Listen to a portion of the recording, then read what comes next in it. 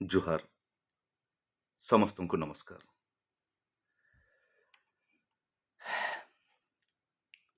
ଆମେ ଛୋଟ ଥିଲାବେଳେ ପ୍ରତ୍ୟେକ ଗୁରୁବାର ଦିନ ସନ୍ଧ୍ୟାରେ ଦୂରଦର୍ଶନରେ ଓଡ଼ିଆ ସିନେମା ଦିଏ। ଆମେ ଖୁବ୍ ଖୁସିର ସହିତ ଦେଖୁଥିଲୁ ଓଡ଼ିଆ ସିନେମା।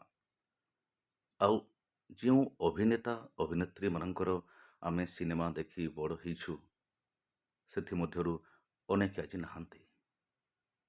ଆଉ ଏବେ ଉତ୍ତମ ମହାନ୍ତି, ସେ ବି ଆଜି ଆମ ଗହଣରେ ନାହାନ୍ତି।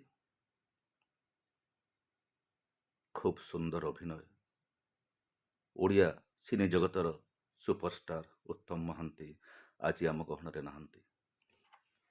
ମୁଁ ଭଗବାନଙ୍କ ଠାରେ ପ୍ରାର୍ଥନା କରୁଛି, ସେହି ପରମ ପିତା ପରମେଶ୍ୱରଙ୍କ ପାଖରେ ପ୍ରାର୍ଥନା କରୁଛି, ତାଙ୍କର ଅମର ଆତ୍ମାକୁ ସଦ୍ଗତି ମିଳୁ। ସେ ଯେଉଁଠି ବି ଅଛନ୍ତି ଖୁସିରେ ଥାନ୍ତୁ। ନମସ୍କାର।